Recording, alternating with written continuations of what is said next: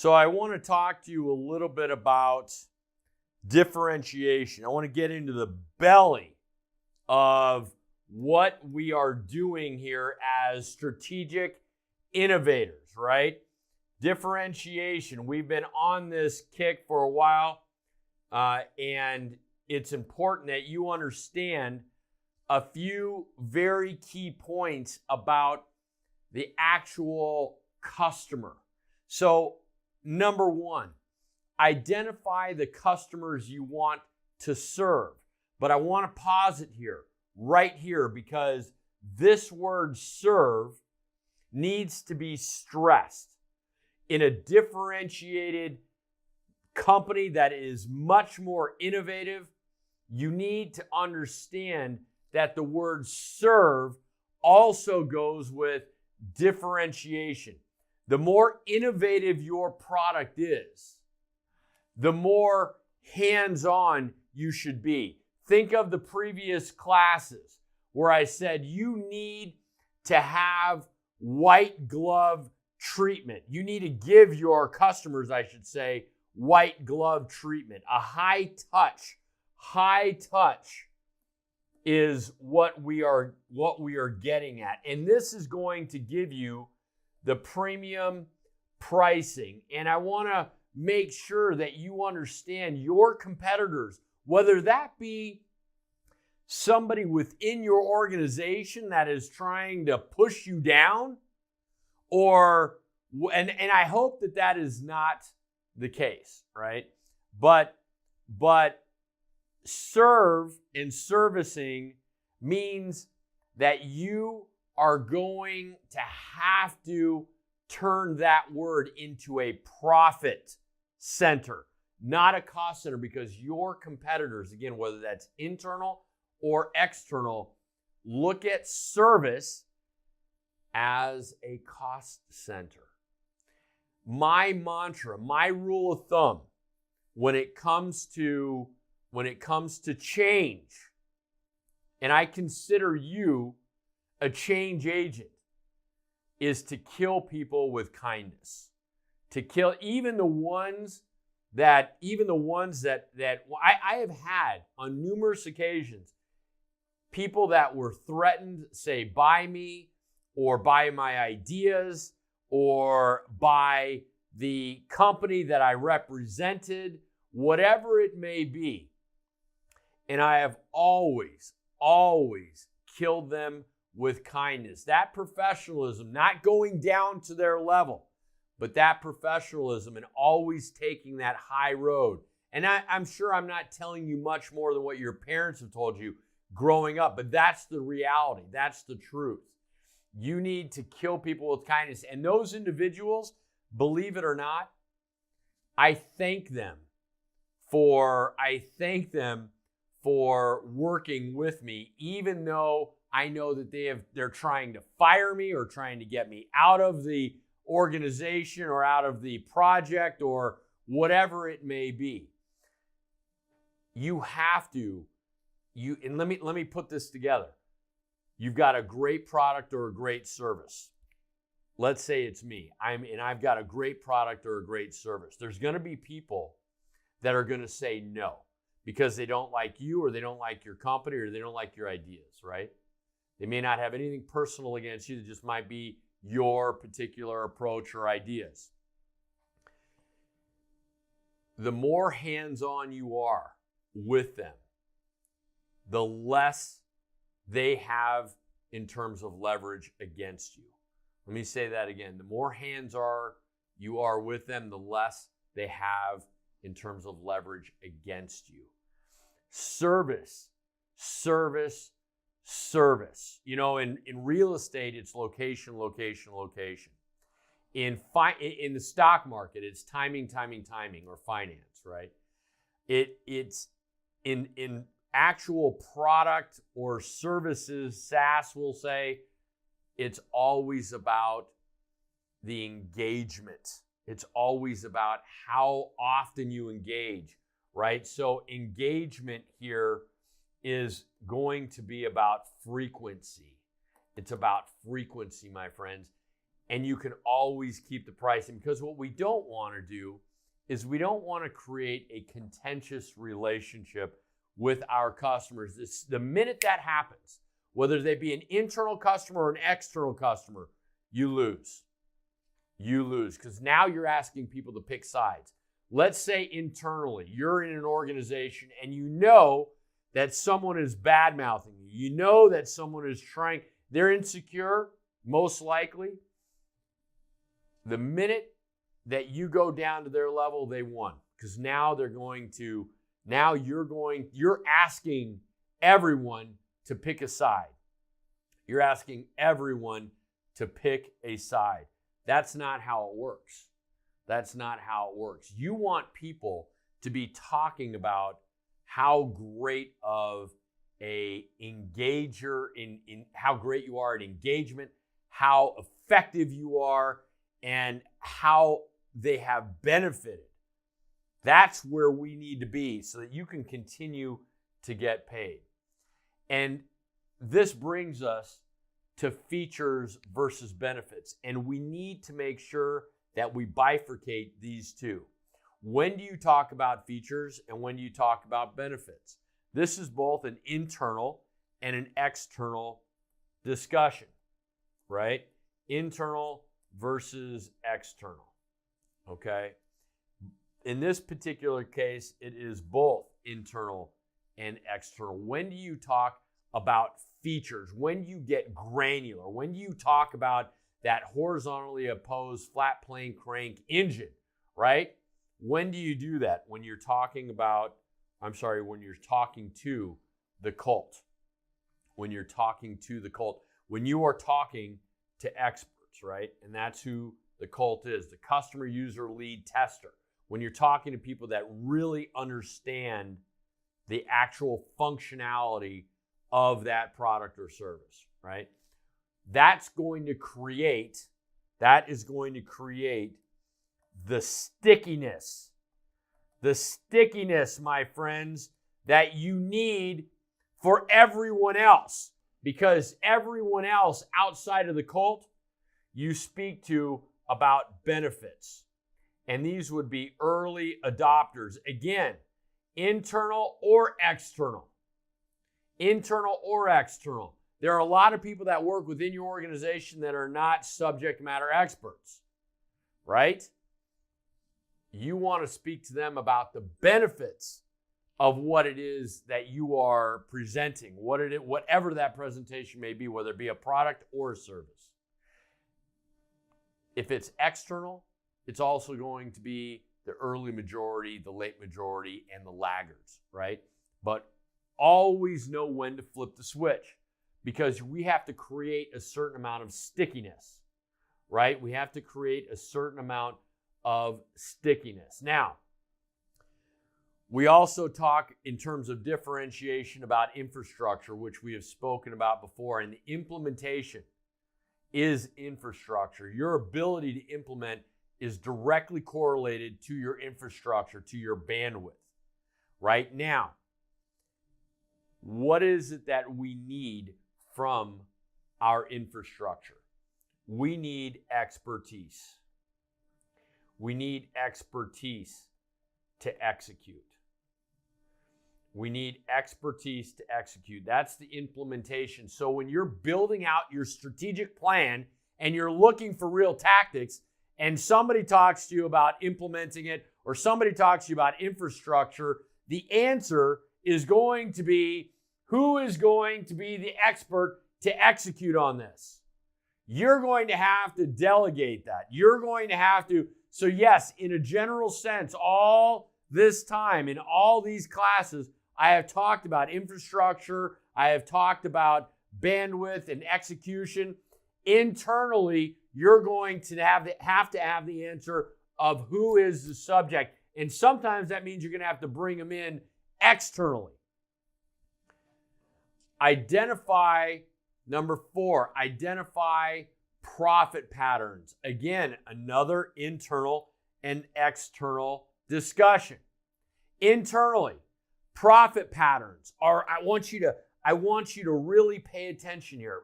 The profit patterns internally, what does that mean?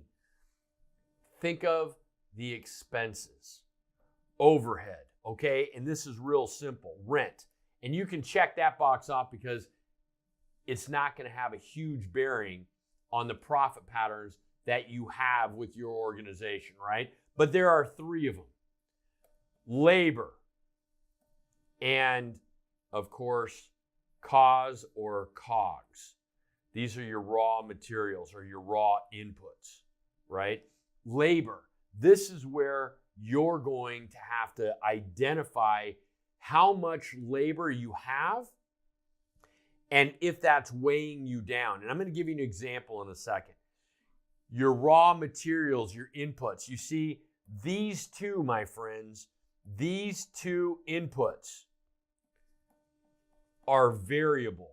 And when what I'm telling you, imagine that you're sitting in a meeting and you're in a discussion about sales and how you guys are barely breaking even, or how you need to increase your profit margins. Because again, people are going to be talking about profit margins as if they actually knew what that meant, right? This is what it means.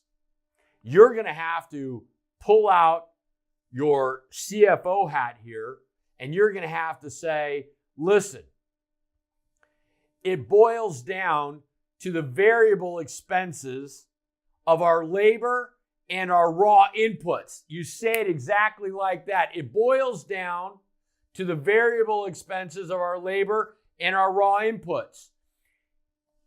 Our labor is too variable. We have too many people working overtime, or we don't have enough people working, which is costing us money, or we have too many people working doing the same job. And we don't have control over that. It's variable. Control, this is the opposite of control, right? We need to control our labor. Also, our inputs, whether it be raw materials, let's just say you're a bakery and every month you're buying a whole different, every month it's variable in how much flour or sugar you're buying. You cannot predict the future, and you're buying too much. Identifying profit patterns is a subject that you should be bringing up at your meetings. People are going to go, holy cow, she or he knows what they're talking about. And you do. And you can also, just to throw it out for kicks, you can say, look, our overhead might be a little high, but we've got a lease for another 3 years, so there's nothing we can do about it. And so that's fixed. What we want to do is we want to fix more of our labor and more of our raw inputs. Does that make sense? Externally, and this is what most people are talking about in their mind when they are thinking about profit patterns. I want you to know that there are two types of profit patterns. There's internal and there's external. External, the profit patterns are going to be a little more, they're going to be a lot more simple. And you can simplify them into where are we advertising? Where's our marketing budget going to? And then it's really as simple. And I hate to use the word because this is one of my least favorite words, but ROI. Externally, profit patterns are always about how much, right? How much are we getting back? How much are we getting back for how much we're spending, right? And that's all about ROI. So externally, you can say, well, we're spending, $3 per click, and we're getting back on average of 25, right? We're getting back on average of 30 or $5, right? Now, the key here is to always have a metric, right? Meaning that you need to be able to compare metrics from one month to the next. So with both of these, I want you to be able to look at the metrics in the sense that you are comparing them not just annually, but monthly. This way, every time you get into the meeting, and I'm putting myself in your seat, every time you go into a meeting, you're going to be the one that brings these metrics to the table to compare, to show people what it is that you actually did, or what it is that your company did last month, the month before, the last quarter, the last year, right? And you're going to be able to come up with the median and the mean, right? The averages here. And the median is, in my opinion, often more important than the mean. And you're going to have to dissect what that means. Look up median, look up mean, right? This is important. This is very, very important that you have something to compare it to every single month, internally and externally. Internally and externally. Now, I also want you to talk about technology, because your expectations and your customers' expectations oftentimes are two different things. I want you to think about the expectations as they are tied to your customer. And your customer is always thinking about engagement. How often are they touching me? Again, this is a frequency issue. And it's also the white glove treatment, right? It's also the white glove treatment. High touch, right? The more differentiated you are, the higher the amount of service you need to provide, the higher the expectations your customer has. Now, I want you to look at the long tail here. The long tail, and this is what people are talking about specifically when they say bricks and mortar is going out of business. Everything is being sold on the internet. I can buy everything I want on the internet. Now, on the y-axis, we have popularity. On the x-axis, we have products. Now, the long tail is moving to more of an online modality, right? In terms of sales. What is the modality that you are selling? There's bricks and mortar, and there's online, right? And there is some stuff in between. There's events that you could do. There's trade shows, et cetera, but let's not get into that. Let's just make the distinguishing traits between bricks and mortar and online. So the popularity, and this is what I grew up with, the most popular products, every time you went to a store, it was always about certain fashionable items. And when I went to school, everyone pretty much was wearing the same type of fashion. Believe it or not, when I was a young kid, there were a few years where everyone had, and this would be in the 80s, everyone had their pants pegged, meaning that instead of a bell bottom, it was pegged. Everyone's pants were pegged. It didn't matter the brand of pants that you had. It mattered that you bought pants that were pegged. That was high fashion. That was everyone kind of moved in the herd the same way, right? Well, now you see people walking around. Some people have skinny jeans, which are kind of pegged. Some people are wearing bell bottoms. Some people are wearing culottes. Some people are wearing, whatever, right? But I have a pair of overalls. I know my wife hates them. She hates them, but I love them. I every time I go out to do yard work, every time I go to change my oil, I put on these overalls. Hey, I like it. All right. Now, nonetheless, No, and she has tried unsuccessfully, I might add, she has tried unsuccessfully to get rid of those overalls. I have found them in the trash. I have found them in the neighbor's trash. We won't get into this anymore. We're getting too personal. But they have survived. They have survived. Nonetheless, the online or the long tail, everything is moving to online unless you have a differentiated brand, a differentiated set of products, or differentiated set of services. And that is what is going to keep you in business. Not this high fashion where it's everyone has to be wearing the same thing or in the same style. No. The stores that are going to make it are going to be the stores that specialize in a few things, because that's what the online world is doing. All you have to do is type in keywords, and that's why keywords are so important online.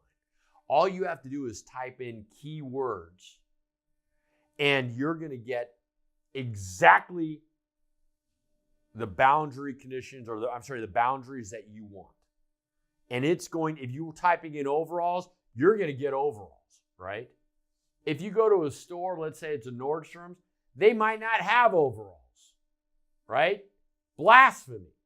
But nonetheless, with your strategic vision, your strategic plan, which is really more tactical, and we've talked about this, you have to know where you're going to compete.